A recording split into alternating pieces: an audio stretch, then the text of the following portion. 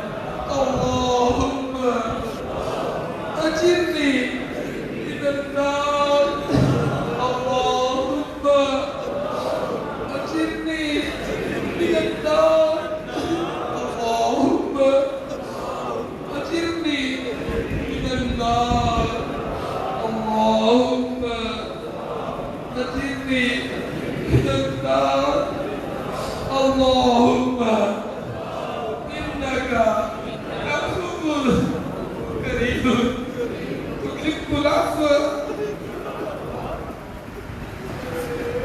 مجھے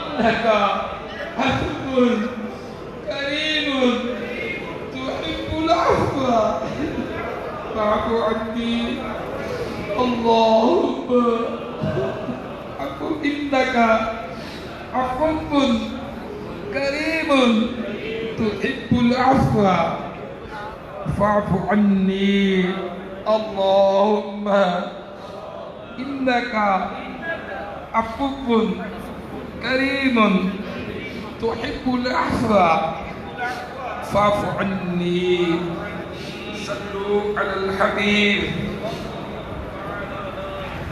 میرے میٹھے میٹھے اسلامی بھائیوں،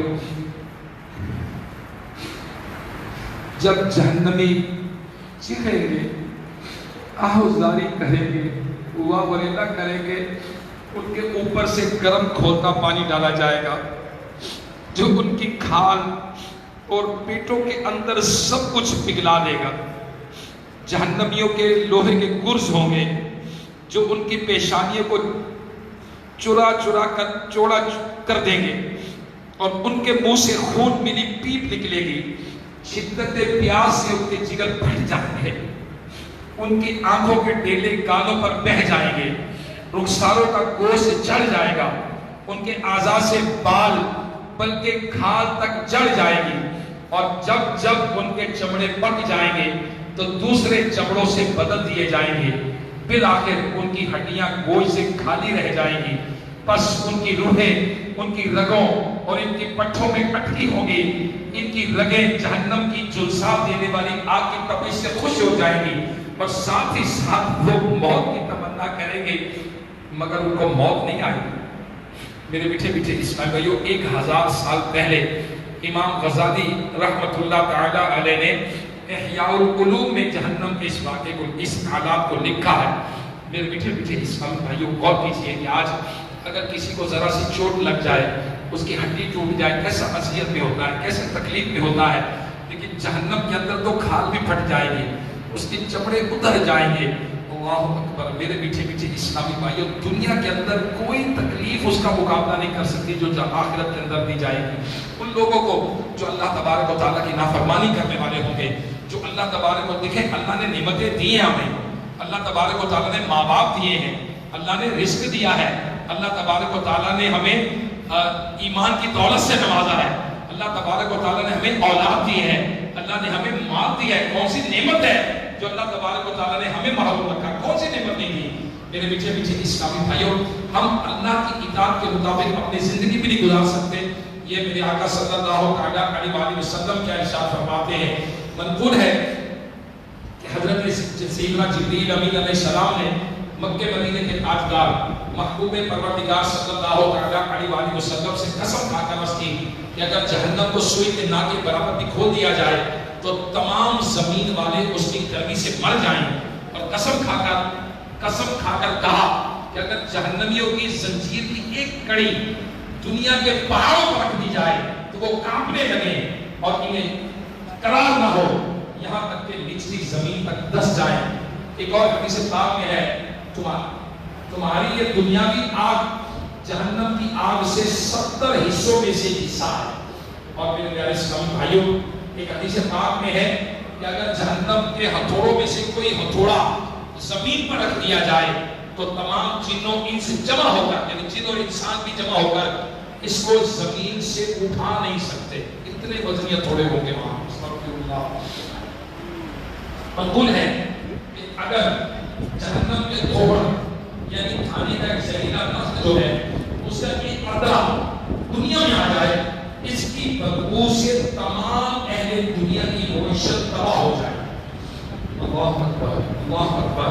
جہنم میں جب جہنمی پانی مانگیں گے ان کو ایسا کھولتا ہوا پانی دیا جائے گا کہ منہ کے قریب آتے ہی ان کی منہ کی کھال جل جائے گی، اور اگر وہ پینے گے تو پیٹ میں جاتے ہی وہ انگڑیوں کو ٹکڑے ٹکڑے کر دیں گے. اللہ اکبر، اللہ اکبر. میرے پیچھے پیچھے انسان بھائیوں، اور جس سے سب سے ہلکا عذاب، جہنم کا سب سے ہلکا عذاب جس کو دیا جائے گا وہ یہ ہوگا کہ اسے آگ کی جوتیاں پہنائی جائیں گی جس سے اس کا دماغ ایسا کھولتا ہوگا جیسے تانبے کی پتیلی کھولتی ہے. یہ سمجھے گا کہ سب سے زیادہ عذاب اسے ہوتا ہے، مگر یہ جہنمیوں کے لیے سب سے ہلکا عذاب ہوگا. میرے پیچھے پیچھے انسان بھائیوں، آئیے آج کی رات اللہ کی بارگاہ میں دعا کرتے ہیں. اللہم اجرنی من النار، اللہم اجرنی من النار، اللہم اجرنی من النار. اے اللہ مجھے جہنم کی آگ سے نجات عطا فرما. اللہم انکا عفو کریم تحب العفو فاعف عنی. یا اللہ بے شک تو معاف کرنے والا ہے، معاف کرنے کو پسند کرتا ہے، بس ہمیں بھی معاف فرما دے. میرے پیچھے پیچھے اسلامی بھائیوں، غور کیجیے کہ آج دنیا کی ذرا سے تپش برداشت تھوڑا سا تلاش کرنی پڑی تو چیز ہوتے ہیں. گرمی آج گرمی ہے. میرے پیچھے پیچھے اسلامی سورج 4000 سال کے فاصلے پر ہے، اور جب سورج کا رخ ہماری طرف ہوگا 100 میل کے فاصلے پر ہوگا. اور امام غزالی رحمۃ اللہ تعالیٰ علیہ کیا فرماتے ہیں کہ جو دنیا میں رہ کر قیامت کے بارے میں زیادہ غور و فکر کرے گا وہ ان کی ہولناکیوں سے زیادہ محفوظ رہے گا. آج لوگ کہتے تھے بات نہ کریں قیامت کی، آپ دنیا کی بات کریں. آج لوگ کہتے ہیں ڈر کی بات نہ کریں، آپ کو خیر کی بات کریں، چلیے کرو. میرے پیارے اسلامی بھائیوں، امام غزالی رحمۃ اللہ تعالیٰ علیہ جو ولی کامل ہیں، بہت بڑے اسکالر ہیں، 1000 سال پہلے ہوئے ہیں، پوری دنیا کو مانتی ہے. امام غزالی رحمۃ اللہ تعالیٰ علیہ فرماتے ہیں کہ جو دنیا میں رہ کر قیامت کے بارے میں زیادہ غور و فکر کرے گا وہ ان ہولناکیوں سے زیادہ محفوظ رہے گا. بس اللہ پاک بندے پر دو خوف جمع نہیں فرماتا، لہذا جو دنیا میں ہولناکیوں کا خوف رکھے گا وہ آخرت میں ان کے محفوظ رہے گا. اور خوف سے مراد عورتوں کی طرح رونا نہیں، بلکہ سما کے وقت دل نرم ہو جائے، پھر تم اسے بھول کر اپنے کھیل کود میں مشغول ہو جاؤ. اس حالت کو خوف سے کوئی تعلق نہیں، بلکہ جو شخص جس چیز کا خوف رکھتا ہے اس سے بھاگتا ہے، جس چیز کی امید رکھتا ہے اس کو طلب کرتا ہے. لہذا تمہیں وہی خوف نجات دے گا جو اللہ کی نافرمانی سے روکے اور اس کی عبادت اور فرما برداری پر ابھارے. امام غزالی رحمۃ اللہ نے فرماتا ہے عورتوں کی طرح یہ آنسو بہانا اور پھر رو کے چپ ہو جانا یہ نہیں خوف. خوف یہ ہے کہ بندے کو جس کا خوف ہوتا ہے اسے دوڑتا ہے. شیر آگے بندہ دوڑتا ہے، آنکھ سے پیچھے رکھتا ہے. اگر سانپ سے خوف ہے سے نکلتا ہے تو جس طرح بندے کو جس چیز سے خوف ہوتا ہے اس سے وہ دور ہوتا ہے، اور جس چیز سے بندے کو طلب ہوتی ہے پھر اس کی طرف آگے بڑھتا ہے. اگر جنت کی طرف ہے تو آگے بڑھے، رب کی رضا کی طرف ہے تو آگے بڑھے، اللہ کی ناراضگی کا خوف ہے تو گناہوں سے پیچھے ہٹے، نمازوں کی پابندی کرے، رزق حلال طلب کرے، حرام سے پیچھے ہٹے، سود سے پیچھے ہٹے، رشوت سے پیچھے ہٹے. میرے پیچھے پیچھے اسلامی بھائیوں، واقعی اگر بزرگان دین کے معمولات کو دیکھیں، ان کی زندگی آج پڑھتے ہیں، ان کے دربار میں حاضری دیتے ہیں، ان کے جانے والے ہیں، ان کے ماننے والے ہیں، تو ہمیں اندازہ ہوگا کہ وہ پاکیزہ ہستیاں وہ نماز پڑھتے تھے، وہ لوگ عبادت کرتے تھے، روزے رکھتے تھے، فرائض و واجبات کو پورا کرتے تھے، گناہوں کے قریب نہیں جاتے تھے. جب جہنم کا نام سنتے پناہ مانگتے خود پیارے آقا صلی اللہ علیہ وسلم عذاب جہنم سے پناہ مانگتے. یہی حال بزرگان دین کا تھا. حضرت فاروق اعظم رضی اللہ تعالیٰ عنہ آپ عشرہ مبشرہ میں سے ہیں اور نبی پاک صلی اللہ علیہ وسلم نے اپنی زبان اطہر سے آپ کو جنتی ہونے کی بشارت عطا فرمائی. اور پیارے اسلامی بھائیوں حضرت عمر فاروق رضی اللہ تعالیٰ عنہ آپ نبی پاک صلی اللہ علیہ وسلم کے تربیت یافتہ ہیں. آپ عقل کامل والے ہیں, کامل عمل والے ہیں, خوف خدا کا پیکر ہیں. بلند مرتبے پر فائز و حائز ہونے کے باوجود اللہ تبارک و تعالیٰ کے عذابات کو یاد کر کے رونا, آہوزاری کرنا آپ کے معمولات میں شامل تھا. حضرت سیدنا حسن رضی اللہ عنہ سے روایت ہے, ایک بار فاروق اعظم رضی اللہ تعالیٰ عنہ نے آیت تلاوت کی جس کا ترجمہ کچھ ہی ہے, بے شک تیرے رب کا عذاب ضرور ہونا ہے, اسے کوئی ٹالنے والا نہیں. قرآن میں ہے کہ تیرے رب کا عذاب ضرور ہونا ہے, اسے کوئی ٹالنے والا نہیں. یہ پڑھ کر آپ پر ایسی رکت طاری ہوئی کہ آپ کی سانس اکھڑ گئی اور یہ کیفیت کم و بیش 20 دن تک جاری رہی. ہم پر تو یہ کیفیت 20 منٹ بھی نہیں رہتی. اگر خوف آتا ہے, اگر جہنم کی بات آتی ہے تو وہ کیفیت 20 منٹ بھی نہیں ہوتی. اور فاروق اعظم رضی اللہ عنہ نے قرآن کی آیت پڑھی, عشرہ مبشرہ, قطعی جنتی, آدھی دنیا کے حکمران. اللہ اکبر. آپ جب آیت پڑھتے ہیں قرآن کی تو آپ کی سانس اکھڑ گئی. کیا ترجمہ, وہ آیت کیا تھی؟ بے شک تیرے رب کا عذاب ضرور ہونا ہے, اسے کوئی ٹالنے والا نہیں. میرے پیچھے پیچھے اسلامی بھائیوں, اللہ اکبر, اللہ اکبر. حضرت سیدنا جعفر بن سلیمان رحمۃ اللہ تعالی علیہ سے روایت ہے کہ ایک مرتبہ امیر المومنین حضرت سیدنا عمر فاروق اعظم ایک عیسائی راہب کے گرجے کے قریب سے گزرے. آپ نے اسے یوں بلایا, راہب, اے راہب. اتنے میں راہب باہر آ گیا. آپ اسے دیکھ کر زارو قطار رونے لگے.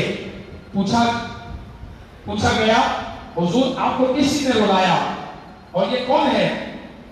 فرمایا, قرآن کریم میں مجھے اللہ پاک کا فرمان یاد آ گیا جس میں جہنمیوں کے عذاب کا بیان ہے, اسی نے مجھے رلا دیا. میرے پیچھے پیچھے اسلامی بھائیوں, آج دعوت اسلامی کے اس سنت و بڑے اجتماع میں آج ہم یہاں موجود ہیں دعوت اسلامی کے مدنی مرکز فیضان مدینہ میں. میرے پیارے پیارے اسلامی بھائیوں, واقعی جہنم ایک ریالٹی ہے, ایک حقیقت ہے, اسے ڈینائی نہیں کیا جا سکتا, اسے انکار نہیں ہو سکتا. جنت ایک حقیقت ہے, اسے انکار نہیں ہو سکتا. قیامت ایک حقیقت ہے, اسے انکار نہیں ہو سکتا. اور جو قیامت کا انکار کرے وہ کافر, جو جنت اور دوزخ کا انکار کرے وہ کافر, یعنی وہ مسلمان نہیں ہے. میرے پیارے پیارے اسلامی بھائیوں, پھر جب یہ حقیقت ہے, ریالٹی ہے, پھر ہم آنکھیں کیوں بند کرتے ہیں؟ ہمیں اس کے لیے جنت کے لیے تیاری کرنی ہے, ہمیں جہنم سے بچنا ہے, اللہ تبارک و تعالیٰ کے عذابات کو سامنے رکھنا ہے, نبی پاک صلی اللہ علیہ وسلم کے معمولات کو سامنے رکھنا ہے.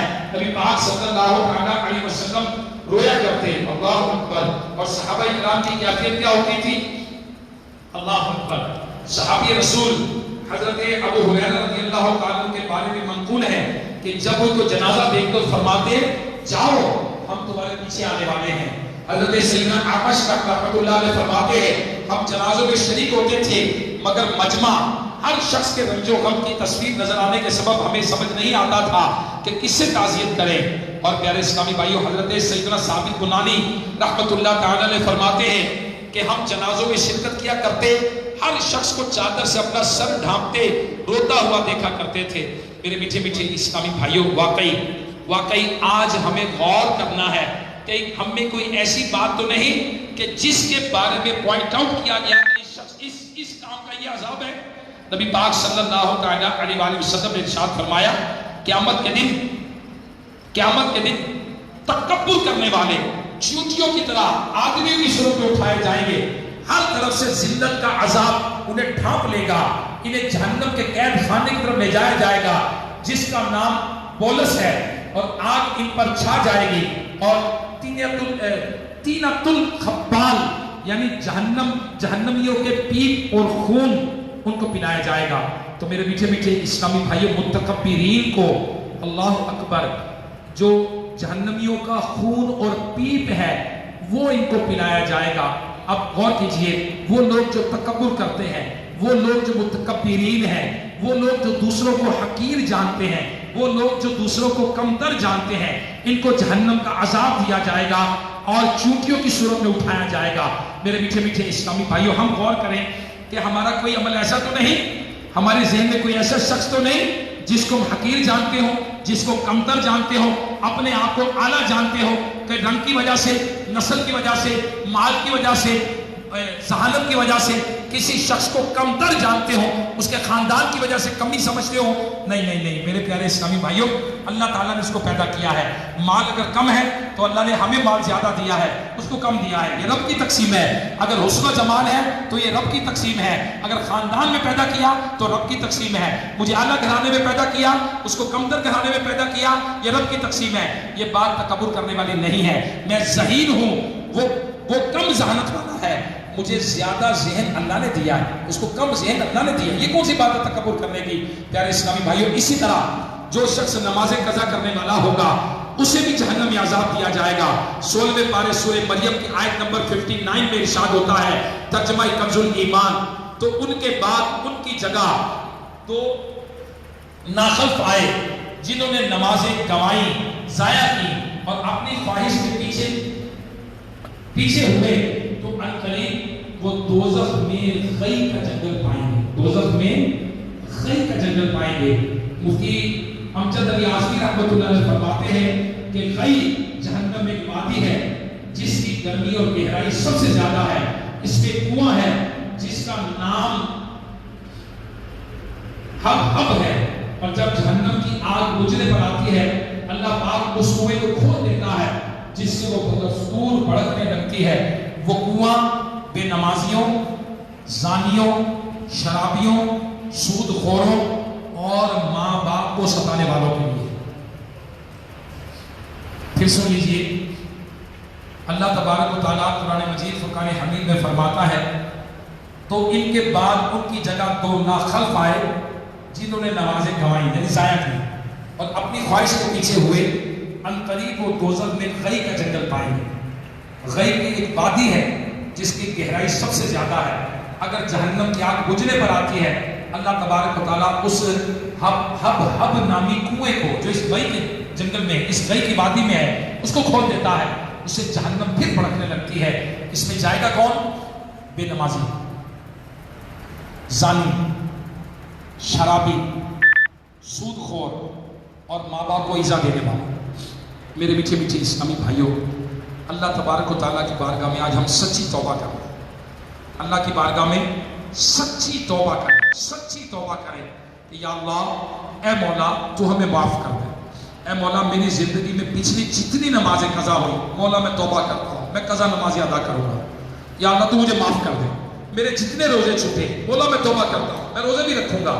یا اللہ میں نے اگر زندگی میں کبھی شراب پی، توبہ کرتا ہوں، آئندہ دیکھوں گا بھی نہیں، شرابی کی صحبت میں نہیں جاؤں گا، سود کی طرف دیکھوں گا بھی نہیں، اور ماں باپ کو ستایا، یا اللہ میں آج ہی ان سے معافی مانگوں گا، آج ہی معافی مانگوں گا، مولا نہیں ستاؤں گا، اب ماں باپ کو تنگ نہیں کروں گا۔ میرے میٹھے میٹھے اسلامی بھائی، اللہ تبارک و تعالیٰ کی بارگاہ میں ہم دعا کرتے ہیں، اللہم اجرنی من النار، اللہم اجرنی من النار، اللہم اجرنی من النار، اللہم انکا عفو کریم تحب العفو فاعف عنا، اللہم انکا عفو کریم تحب العفو فاعف عنا، اللہم انکا عفو کریم تحب العفو فاعف عنا۔ میرے میٹھے میٹھے اسلام بھائیو، ایک اور گناہ جو جہنم کا مستحق بنا سکتا ہے وہ ہے غیبت کرنا، اور غیبت کرنا کبیرہ گناہ، حرام اور جہنم میں لے جانے والا کام ہے۔ نبی پاک صلی اللہ علیہ وسلم نے ارشاد فرمایا، 4 طرح کے جہنمی جو کہ حمیم اور جہیم یعنی کھولتے پانی اور آگ کے درمیان دوڑتے بھاگتے پھرتے ویل و سبور یعنی ہلاکت مانگتے ہوں گے، ان میں ایک شخص وہ ہوگا جو اپنا گوشت کھاتا ہوگا۔ جہنمی کہیں گے اس بدبخت کو کیا ہوا کہ یہ ہماری تکلیف میں اضافہ کیا دیتا ہے؟ کہا جائے گا یہ بدبخت لوگوں کا گوشت کھاتا یعنی غیبت کرتا تھا اور چغلی کرتا تھا. میرے پیچھے پیچھے اسلام. آئیے غیبت کی تباہ کاریاں کچھ اور سنتے ہیں. غیبت کرنے والے کو جہنم میں مردار کھانا پڑے گا, مردہ کھانا پڑے گا. غیبت مردہ بائی کا گوشت کھانے کے برابر ہے. غیبت کرنے والا عذاب قبر میں مبتلا ہوگا. اور نبی پاک صلی اللہ علیہ وسلم نے فرمایا کہ میں نے دیکھا کہ جہنم میں تانبے کے ناخنوں سے اپنے چہرے اور سینے کو چھین رہے تھے. غیبت کرنے والے کو اس کے پہلوؤں سے گوشت کاٹ کر کھلایا جائے گا. غیبت کرنے والے قیامت میں کتے کی شکل میں اٹھیں گے. غیبت کرنے والے جہنم کے بندر ہوں گے. اور غیبت کرنے والے جہنم کے کھولتے ہوئے پانی اور آگ کے درمیان موت مانگتے پھر رہے ہوں گے. جہنمی ان سے بیزار ہوں گے اور غیبت کرنے والے سب سے پہلے جہنم میں جائیں گے. میرے پیچھے پیچھے اسلامی بھائیوں, آج ہمارے پاس موقع ہے ہم دعوت اسلامی کے مدنی ماحول کو اڈاپٹ کریں. ہم دعوت اسلامی کے مدنی ماحول کو تھام لیں. آج دعوت اسلامی کے مدنی ماحول میں آ جائیں اور اپنے آپ کو غیبت سے بچائیں, اپنے آپ کو چغلی سے بچائیں, اپنے آپ کو جھوٹ سے بچائیں, اپنے آپ کو تکبر سے بچائیں, اپنے آپ کو شراب نوشوں کی صحبت سے بچائیں, اپنے آپ کو نشیوں کی صحبت سے بچائیں, اپنے آپ کو برے لوگوں کی صحبت سے بچائیں. ہم آئے اور جنت کی تیاری کریں, ہم اپنے آپ کو جہنم سے بچائیں. میرے پیارے اسلامی بھائیوں, کتنا پیارا مدنی ماحول ہے. دیکھیں اعتکاف کی بہاریں ہیں, آپ آئے ہیں تو رک جائیں, چاند رات تک یہی رک جائیں. جو اسلامی 27 کی رات کے لیے آئے وہ بھی رکیں. دیکھیں ماشاءاللہ صلاۃ تسبیح بھی ہے, صلاۃ توبہ بھی ہے, صلاۃ ابابیل بھی ہے, اشراق و چاش بھی ہے. میرے پیارے اسلام میں تحیۃ الوضو بھی ہے, تحیۃ المسجد بھی ہے, تلاوت قرآن بھی ہے, اس میں نمازیں بھی ہیں, اس میں قرآن سکھانا بھی ہے, اس میں بیانات بھی ہیں, مناجات بھی ہے. میرے پیارے اسلامی بھائیوں, اے کاش کہ ہمیں دعوت اسلامی کے مدنی ماحول کی قدر ہو جائے.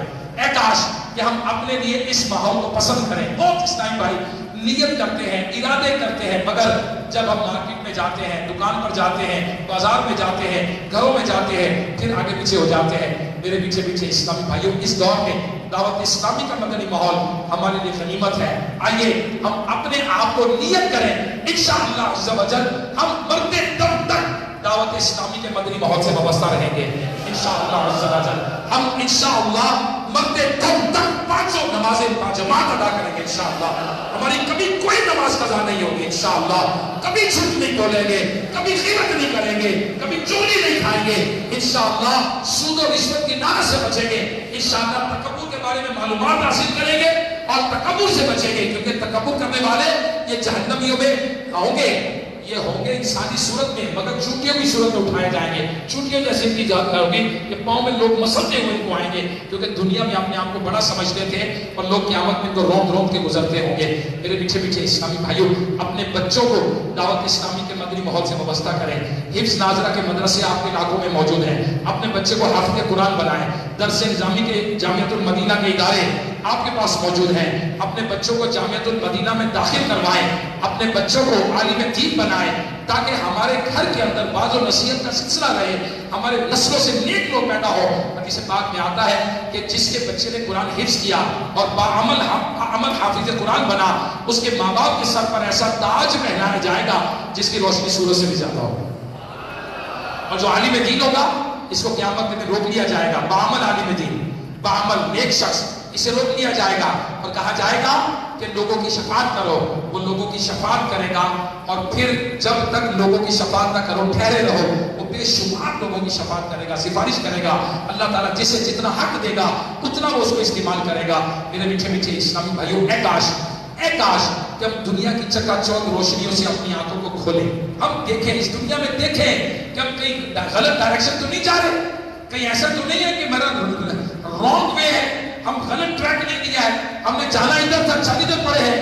میرے پیچھے پیچھے اس نے پہلے ڈائریکشن کا تعین کرنا ہے. میرے پیارے, ہماری منزل تو مدینہ منورہ ہے اور مدینے کے ذریعے انشاءاللہ جنت البقیع سے سیدھا انشاءاللہ جنت الفردوس میں جائیں گے.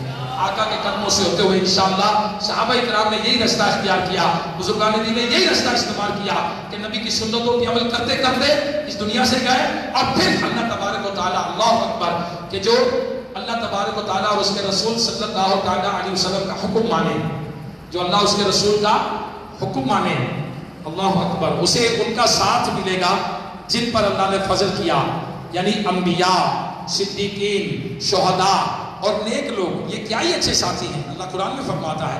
تو ہمیں اللہ اس کے رسول کی اطاعت کرنی ہے. یہ کہاں سے ملے گا؟ یہ دعوت اسلامی کے مدنی ماحول سے ملے گا. یہ ہمیں ہفتہ وار اجتماع دعوت اسلامی کا ہر جمعرات کو فیضان مدینہ جوہر ٹاؤن، یہ آپ کے اسی مدنی مرکز فیضان مدینہ میں ہوتا ہے. آپ جمعرات اجتماع میں نیت کیجئے، عید کے بعد مدنی قافلوں میں سفر کیجئے. میری بھی نیت ہے انشاءاللہ عز و جل عید کے بعد جو جمعرات آئے گی، اب عید بدھ کی آئے یا جمعرات کی آئے، انشاءاللہ عز و جل جب اعلان ہوگا تو ہم بھی لبیک کہیں گے. تو انشاءاللہ جمعے رات کو یہاں ہفتہ وار اجتماع ہوگا، مغرب کا عشاء، اور پھر مدنی قافلے سفر کریں گے. میری بھی نیت ہے انشاءاللہ. میں بھی دعوت اسلامی کو جامعۃ المدینہ ملا ہے، ہمارے کچھ مدرسے کچھ جامعہ، یہ ضلع احمد آباد ہے لیکن مری سے آگے ہے زیارت معصوم، ادھر آگے خاص پور بھی ہے، اور بھی علاقے ہیں ادھر دعوت اسلامی کے مدنی کاموں کے حوالے سے. تو میری بھی نیت ہے، عاشقان رسول کی بھی نیت ہے، ہم نے سفر کرنا ہے. آپ جمعرات کو یہیں پر آ جائیے انشاءاللہ عز و جل. خاص پور یہ مری سے آگے زیارت معصوم کی طرف انشاءاللہ ضلع احمد آباد میں ہم سب مدنی قافلے میں سفر کریں گے. 3 دن سفر کرنا ہے، یہیں سے بسوں پہ جائیں گے.